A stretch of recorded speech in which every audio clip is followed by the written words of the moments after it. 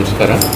ಇವತ್ತು ಏನು ರಾಷ್ಟ್ರಭಕ್ತ ಬಳಗ ಹಾಗೂ ಪರಿಸರಕ್ಕಾಗಿ ನಾವು ಮತ್ತು ಗೋವರ್ಧನ ಟ್ರಸ್ಟ್ ಸೇರಿದಂತೆ ಬೇರೆ ಬೇರೆ ಸಂಘ ಸಂಸ್ಥೆಗಳು ಇವತ್ತು ಶರಾವತಿ ಪಂಪ್ಡ್ ಸ್ಟೋರೇಜ್ ಒಂದು ಅವೈಜ್ಞಾನಿಕ ಯೋಜನೆ ಅಂತ ಹೇಳಿ ಸಾಕಷ್ಟು ದಿನದಿಂದ ಹೋರಾಟ ಮಾಡ್ತಿದ್ದಾರೆ. ಇವತ್ತು ಈಗೇನು KPCಗೆ ಬಂದು ಹೋರಾಟ ಮಾಡಿದ್ದಾರೆ.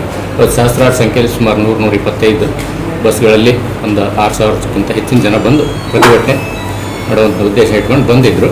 ಆ ಹೋರಾಟ ಮುಂದಿನ ದಿನಗಳಲ್ಲಿ ಯಶಸ್ಸು ಕಾಣಬೇಕು. ಮತ್ತು ಈಶ್ವರಪ್ಪ ಸಾಹೇಬರು ಹೇಳಿದಾಗೆ ಜಿಲ್ಲಾ ಉಸ್ತುವಾರಿ ಸಚಿವರು KJ ಜಾರ್ಜ್ ಅವರು ನಮ್ಮದೇನು ಸಮಸ್ಯೆ ಏನಿದೆ, ಈ ಯೋಜನೆ ಏನು ಪ್ರಸ್ತಾವನೆ ಏನಿದೆ, ಇದು ಅವೈಜ್ಞಾನಿಕ ಮತ್ತು ಲಾಭದಾಯಕ ಆಗಿಲ್ಲ, ಮತ್ತು ಪಶ್ಚಿಮ ಘಟ್ಟ ವ್ಯಾಪ್ತಿ ಪ್ರದೇಶಕ್ಕೆ ಮಾರಕವಾಗಿರ್ತಕ್ಕಂಥ ಯೋಜನೆ ಅದನ್ನು ನಾವು ಒಮ್ಮೆಯಿಂದ ಏನು ಮನವಿ ತಗೊಂಡು ಅದನ್ನು ಪರಿಗಣಿಸಬೇಕು ಅಂತೇಳಿ ಈ ಸಂದರ್ಭದಲ್ಲಿ ನಾನು ಮತ್ತೊಮ್ಮೆ ಆಗ್ರಹಪಡಿಸ್ತೀನಿ. ಒಂದು ವೇಳೆ ಆ ಮನವಿಯನ್ನು ಪರಿಗಣಿಸದೆ ನಿರ್ಲಕ್ಷ್ಯತ ಧೋರಣೆ ತೋರಿದ್ರು ಅಂದರೆ ಮುಂದಿನ ದಿನಗಳಲ್ಲಿ ಉಗ್ರವಾದ ಹೋರಾಟ ಮಾಡ್ತೀವಿ. ರಾಷ್ಟ್ರಭಕ್ತ ಬಳಗದ ಹೋರಾಟದ ಜೊತೆಗೆ ನಾವು ಸಹಮತ ವ್ಯಕ್ತಪಡಿಸಿ ಹೋರಾಟ ಮುಂದುವರಿಸ್ತೀವಿ. ನಾವು ಮನವಿ ಕೊಟ್ಟಿದ್ದೇವೆ. ಅದೇ ರೀತಿ ಅಧಿಕಾರಿಗಳಿಗೆ ನಾವು ರಾಷ್ಟ್ರಭಕ್ತರ ಪರವಾಗಿ ಪರಿಸರ ಉಳಿಸುವ ದೃಷ್ಟಿಯಿಂದ ಅವರಿಗೆ ಇದು ಪ್ರೀತಿಯ ಕಾಣಿಕೆ ನಮ್ಮದು. ಏನಂತ ಹೇಳಿದರೆ ಇದು ಹಿಂದುಗಡೆಗೆ ಪರಿಸರ ರಕ್ಷಣೆ ಮಾಡ್ತಕ್ಕಂಥ ಒಂದು ವಿಷಯಗಳಿದೆ. ನಮ್ಮ ಅಧ್ಯಕ್ಷರು ಅದನ್ನು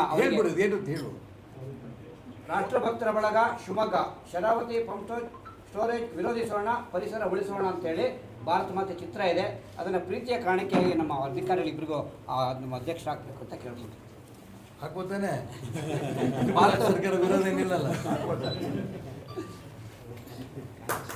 ಯಾಕೆಂದರೆ ಮನವಿ ಕೊಟ್ಟಿದ್ದು ಹೊರಗಡೆ ಕಳಿಸ್ತೀರಿ, ಇದಾದರೆ ನಿಮ್ಮ ಕಚೇರಿ ಇರ್ತದೆ, ಸದಾ ನೆನಪಿರುತ್ತೆ ನಮ್ದು ಅಂತ ಹೇಳಿ ಇದೊಂದು ನಮ್ಮ ಅಧ್ಯಕ್ಷರು ಒಂದು ನಾಯಕರಿಗೆ ಶ್ರೀಪತಿ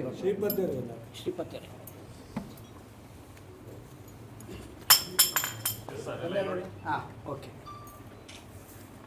ಹೇಳಿ ಒಂದು ನಿಮಿಷ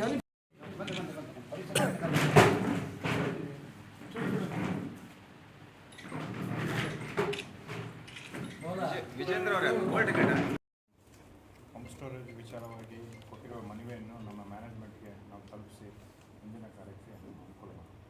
ಎಸ್ ಸರ್, ಧನ್ಯವಾದ.